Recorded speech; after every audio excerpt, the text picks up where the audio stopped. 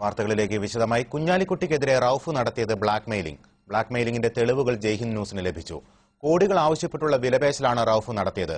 Police സംഘത്തിന്റെ ചോദ്യം ചെയ്യലിനിടയിൽ പോലും ഫോണിലൂടെ റൌഫ് വിലപേശൽ നടത്തി. Jaihind investigation. K P Basheer എന്ന വ്യവസായി ഇടനിലക്കാരനാക്കി റൌഫ് നടത്തുന്ന വിലപേശലിന്റെ സംഭാഷണങ്ങളിലേക്ക് ആദ്യം. കുഞ്ഞാലിക്കുട്ടിക്കെതിരെ റൌഫ് നടത്തിയ വെളിപ്പെടുത്തലുകളുടെ യഥാർത്ഥ ലക്ഷ്യമെന്തായിരുന്നു? ജയ്ഹിന്ദ് ഇൻവെസ്റ്റിഗേഷൻ ടീം യാഥാർത്ഥ്യങ്ങളിലേക്ക് ഇറങ്ങിച്ചെല്ലുകയാണ്. മലപ്പുറത്തെ വ്യവസായി കെ പി ബഷീറുമായി റൌഫ് നടത്തിയ ടെലിഫോൺ സംഭാഷണങ്ങൾ ഇയാളുടെ ഉദ്ദേശങ്ങളിലേക്ക് വിരൽ ചൂണ്ടുന്നു. ബഷീറിനെ ഇടനിലക്കാരനാക്കി വിലപേശുകയാണ് റൌഫ്. 5 കോടി ലഭിച്ചാൽ ആരോപണങ്ങളിൽ നിന്ന് പിന്മാറാമെന്നാണ് റൌഫ് പറയുന്നത്. അപ്പോ എനിക്ക് കിട്ടാനുള്ള പൈസ കിട്ടണം. ഞാൻ പൈസ മുടക്കി വാങ്ങിയ സ്ഥലം അതിന്റെ ഒരു ഇതടക്കം നിങ്ങൾ വാങ്ങിത്തരണം. ഈ 2 കാര്യങ്ങളേ ഉള്ളൂ എനിക്ക്. പിന്നെ എനിക്ക് വരാനുള്ളത് ഞാൻ സഹിക്കാം, അയാൾക്ക് വരാനുള്ളത് അയാൾ സഹിക്കാം. കേസുമായി ബന്ധപ്പെട്ടിട്ട് പിന്നെ നല്ല നിലക്ക് പോകണമെന്ന് വിചാരിച്ചാൽ ഇപ്പൊ അവസാനം ഒരു പരിധിക്കപ്പുറം ഞാൻ അയാൾക്ക് കോടതിയിൽ അനുകൂലമായിട്ട് പറയേണ്ടി വരും. വന്നാലല്ലേ അയാൾക്ക് ഊരി കിട്ടുള്ളൂ. വേണ്ടേ? കേസ് വരികയാണെങ്കിൽ വേണ്ടി വരും. വേണല്ലോ. അതേസമയം ഇയാൾ അനുകൂലമായിട്ട് എനിക്ക് പറഞ്ഞിട്ട് എന്റെ കേസെല്ലാം വിട്ടുപോകണ്ടോ? അതില്ലല്ലോ, ഞാൻ സർക്കാരായിട്ടല്ലേ കേസ്. ഇയാളെ കേസിൽ അതായിരിക്കുമല്ലോ, ഞാനായിരിക്കുമല്ലോ സാക്ഷി. അപ്പൊ അത് മനസ്സിലാക്കി നിങ്ങൾ കാര്യങ്ങൾ മുഴുവൻ മനസ്സിലാക്കിയിട്ട് മൂപ്പരോട് സംസാരിക്കും. തുടർന്നുള്ള സംഭാഷണങ്ങളിൽ പരാമർശിക്കുന്ന മോഹൻരാജ് റൌഫിൽ നിന്ന് പലിശയ്ക്ക് വൻ തുക വാങ്ങുകയും ബ്ലേഡ് പലിശ കൊടുക്കാൻ നിവർത്തിയില്ലാതെ ആത്മഹത്യയുടെ വക്കിലെത്തുകയും ചെയ്ത വ്യക്തിയാണ്. മോഹൻരാജിനെ ഭീഷണിപ്പെടുത്തി 3.5 കോടിയുടെയും 5 കോടിയുടെയും ചെക്ക് വാങ്ങിയ റൌഫ് മോഹൻരാജിനെതിരെ കോടതിയിൽ വണ്ടിച്ചെക്ക് കേസ് ഫയൽ ചെയ്യുകയായിരുന്നു. ഈ കേസിലാണ് 5 കോടിയുടെ സ്രോതസ് വെളിപ്പെടുത്താൻ റൌഫിനോട് കോടതി ആവശ്യപ്പെട്ടത്.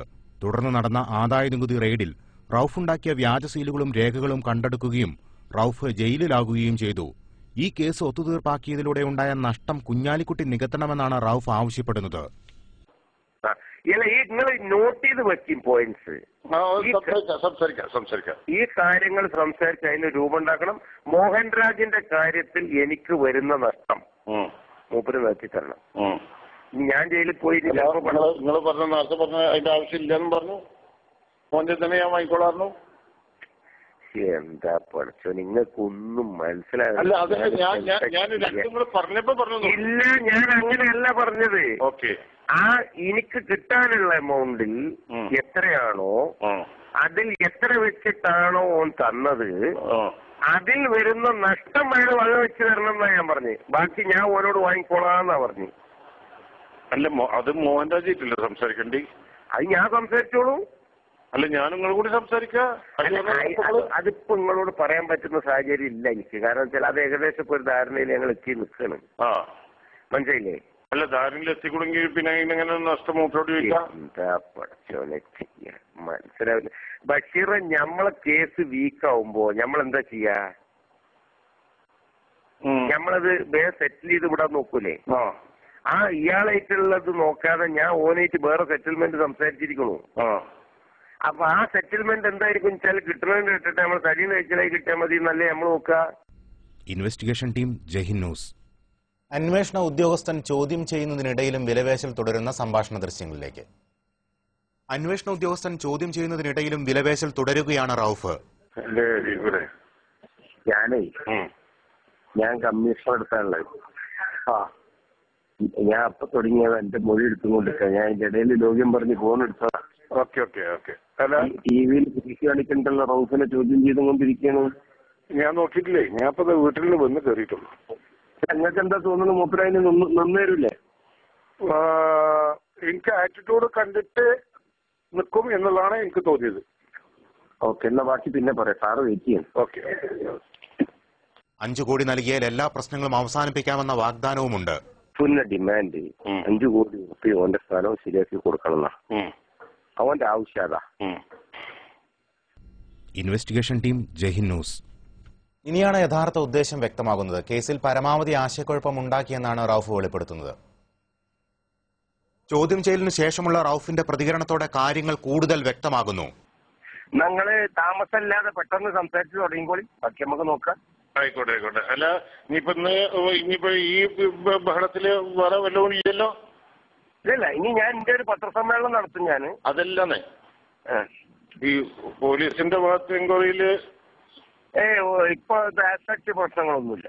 Okay okay okay okay. അതിന്റെ അന്വേഷണ രീതിയിൽ അങ്ങനെ പോകും. Okay okay. അല്ല ഒന്നും മൂപ്പരടുത്തേക്ക് എത്താത്ത രീതിയിലുള്ള മാതിരിയൊക്കെ ആയിട്ട് ഇങ്ങോട്ട് ആകെ കൺഫ്യൂഷൻ ആക്കി വിട്ടേണ്ടിയാണ്. Okay okay okay okay. പക്ഷെ വെളച്ചിലായിട്ട് വരണ്ട. മനസ്സിലായി. അതിപ്പോ എപ്പോഴും അതിങ്ങനെ പറയേണ്ട കാര്യമില്ല. അല്ല, അത് പറഞ്ഞാലും മൂപ്പര തന്നെയുള്ള ചെയ്യണത്. അല്ല, രണ്ടാളോടും പറയേണ്ടത് തന്നെയാണ്. ഞാൻ പിന്നെ ഒരു സെക്കൻഡ് ഹോൾഡ് ചെയ്യേ. ദിവസം എത്തിയാലോ? കഴിഞ്ഞല്ലോ. ഇല്ല ഒന്നുമില്ല.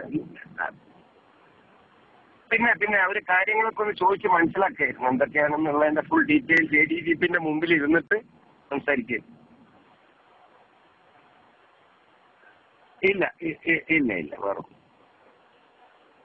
തിരിച്ചു പോയിക്കൊണ്ട് പുറപ്പെട്ടേ ഉള്ളൂ. അതെ, ശരി, താങ്ക് യു. പറയും. അപ്പോ നാളെ പരീക്ഷ വരാം. നാളെ വരും.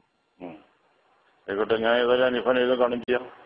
ഓക്കെ, അതല്ല അങ്ങനെയാണ് പോട്ടെ. നമുക്ക് എല്ലാവരും വേണമല്ലോ. Okay okay okay okay. കൊട്ടിഘോഷിച്ച് വലുതാക്കിയ വിവാദത്തിന്റെ യഥാർത്ഥ കാരണങ്ങളിലേക്കാണ് ഈ വസ്തുതകൾ വിരൽ ചൂണ്ടുന്നത്. പുറത്തുവിടുന്നത് മഞ്ഞുമലയുടെ ഒരറ്റം മാത്രമാണ്. വരും ദിവസങ്ങളിൽ ഈ രാഷ്ട്രീയ ഗൂഢാലോചനയുടെ പിന്നിലെ കൂടുതൽ വിവരങ്ങൾ ജയ്ഹിന്ദ് ന്യൂസ് പുറത്തുവിടും. Investigation team, Jaihind news.